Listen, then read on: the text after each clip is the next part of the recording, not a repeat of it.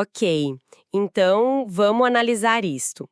A gente tem em mãos um material de estudo bem denso do pastor Cleves Silva, da Igreja Batista Crescer, sobre um tema que é super central e, vamos combinar, meio intimidador: a santificação. E a nossa missão aqui é tentar navegar pelo mapa que ele oferece. Mas olha, já de cara, o material joga a gente no meio de um paradoxo fascinante. Se a santificação é uma obra 100% divina, por que a Bíblia está cheia de ordens para que a gente seja santo? Parece uma contradição, né? Ou será que é tipo uma parceria divina? É essa a tensão que a gente vai explorar hoje. E o ponto de partida é essa reorientação total da vida. Como diz lá em 2 Coríntios, a pessoa não vive mais para si, mas para Deus. Exato. E essa ideia de parceria divina é a chave de tudo. O que é fascinante é que o texto não começa com uma definição, sei lá, mística ou etérea. Ele vai direto ao ponto. Santificação, na sua raiz, significa separação. É uma ideia bem concreta. Separação. Isso. O povo de Deus é chamado para ser um povo separado do sistema de valores do mundo, para conseguir viver um mundo de um jeito que sirva a Deus. Eu gosto muito da citação de Charles Spurgeon que o material traz, que diz: santidade é o hábito de estarmos de comum acordo com Deus. Simples e profundo. Muito. E para entender essa parceria, o texto faz uma distinção que é, olha, importantíssima. Existe a santificação posicional, que é um fato consumado. No momento da conversão, a pessoa é declarada santa, justificada. Ponto final. Mas o que interessa para a gente hoje é a outra parte, a santificação experimental. Ou progressiva. E é aqui que a jornada acontece, sabe? É o processo contínuo de se tornar na prática aquilo que a gente já é por posição. Certo, essa distinção é fundamental. Uma é a identidade, a outra é a prática. Então vamos focar nessa prática, nesse processo. A primeira coisa que o material deixa bem claro é que isso não é uma corrida de 100 metros. É uma maratona. Dura a vida inteira. Começa na conversão e só termina na glorificação. Isso já tira um peso das costas, né? A ideia de que a perfeição espiritual não é um alvo para ser atingido amanhã, como o próprio apóstolo Paulo admite lá em Filipenses, quando diz que ele mesmo ainda não alcançou. Mas, bom, ele prossegue para o alvo. Exatamente, é um alívio e um chamado à perseverança ao mesmo tempo. E para a gente entender como essa maratona funciona, o material nos dá um olhar tipo para a sala de máquinas, para a mecânica divina por trás de tudo. Ele estrutura isso em 5 pilares que operam juntos. O primeiro é o autor, Deus Pai. A santificação não é uma iniciativa humana, é um projeto de Deus. Ele nos escolheu para sermos santos, e como diz 1 Tessalonicenses, ele é fiel para nos santificar por completo, espírito, alma e corpo. Ok, Deus como o arquiteto do projeto. Quem seria, então, o engenheiro-chefe no canteiro de obras? O engenheiro-chefe é o executor, o Espírito Santo. Ele é quem pega o projeto do Pai e o torna realidade na vida da pessoa. O texto usa uma definição de Eliane Berkhoff que é perfeita. A santificação é a graciosa e contínua operação do Espírito Santo que nos liberta, renova nossa natureza, nos capacita. A palavra operação é forte aqui. É muito forte. É algo ativo, constante e, acima de tudo, sobrenatural. Não é autoajuda, não é força de vontade. Isso me levanta a uma questão. Se é uma operação do Espírito, por que o processo parece tão lento e, às vezes, cheio de tropeços? A gente imagina uma intervenção divina como algo, sei lá, instantâneo, mas a experiência é bem outra. Ótima pergunta, e a resposta está nos outros pilares. O terceiro é a base de toda a operação, a obra de Cristo. A santificação só é possível porque Jesus, lá na cruz, pagou o preço do pecado e quebrou o poder do pecado.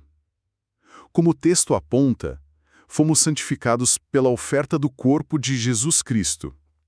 O sangue de Cristo não só perdoa, como diz 1 João, mas nos purifica. A base é sólida, é perfeita.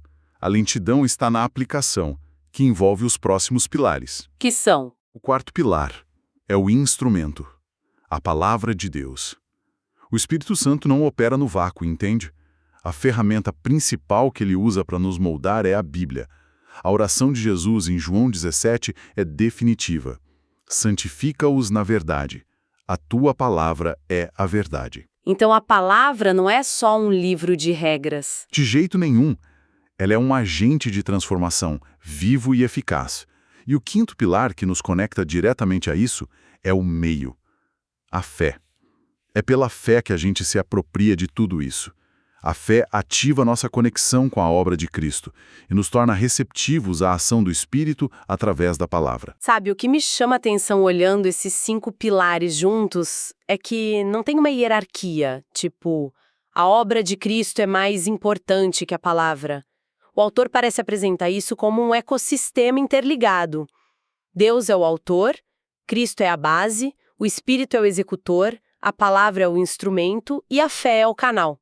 Se tirar uma peça, a máquina para. É uma visão muito integrada. Perfeito. Exatamente isso. Um ecossistema.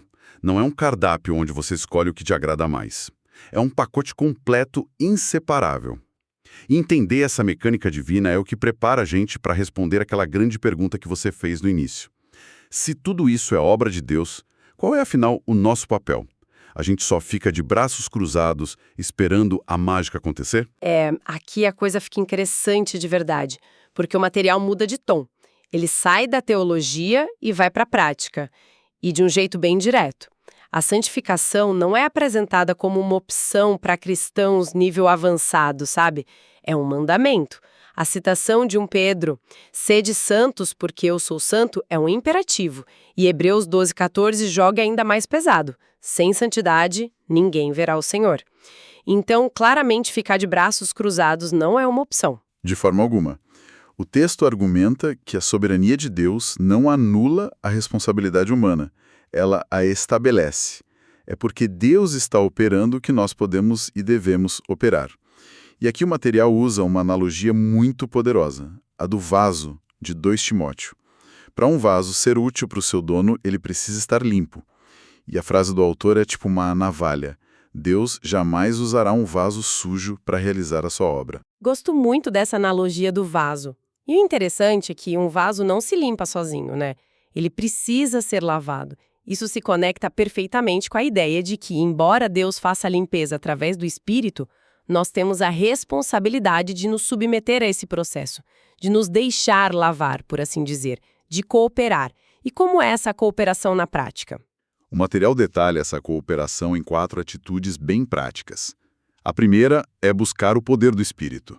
Isso é reconhecer a nossa própria falência para lutar essa batalha. A guerra contra o pecado, contra as pressões do mundo, não se vence com força de vontade ou pensamento positivo. A ordem de Efésios é enchei-vos do Espírito, que não é ter mais do Espírito que em crer já o tem por completo, mas sim ser mais controlado, mais guiado por ele.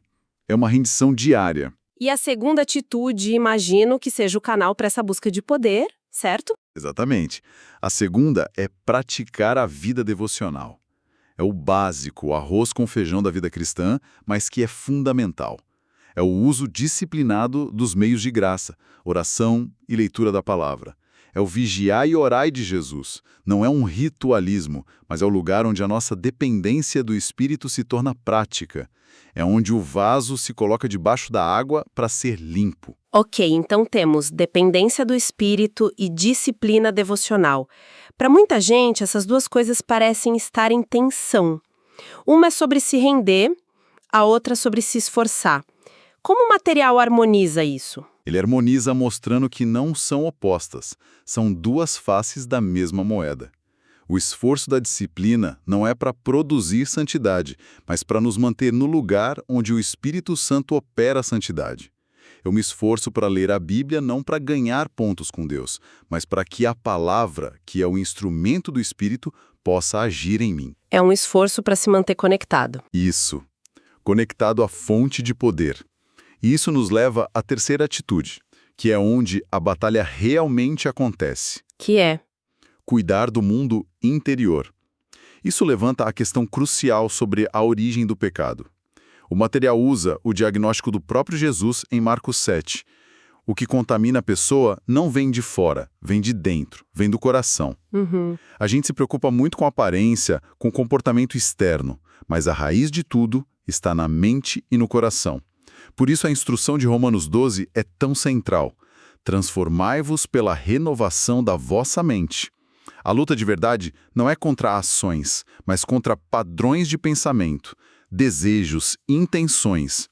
Se a batalha for só externa, a gente cai na hipocrisia dos fariseus, né? Que limpava o copo por fora, mas por dentro estava imundo. Isso é muito poderoso. É como tentar consertar um vazamento pintando a mancha na parede. A pintura pode até esconder o problema por um tempo, mas a origem do vazamento continua lá. A batalha precisa ser na fonte, no coração. E qual a quarta atitude para essa cooperação? A quarta é substituir os hábitos. O material usa a linguagem clássica de mortificação do velho homem e vivificação do novo homem. E essa ideia de mortificação pode soar meio medieval, mas na prática é algo que a gente faz o tempo todo em outras áreas. É a decisão consciente de não clicar no link de fofoca, de silenciar o grupo de WhatsApp que só reclama, de deletar o aplicativo que consome seu tempo. É fazer morrer ativamente os velhos padrões. E a vivificação é o outro lado. Exato. Não adianta só tirar o mato. É preciso plantar algo bom no lugar. A vivificação é escolher ativamente ler algo que edifica, é ligar para um amigo que precisa de apoio, é gastar tempo em oração. É um processo duplo e constante de despojar e revestir. Sabe, a metáfora que Paulo usa para isso em Efésios e que o material destaca é a de trocar de roupa.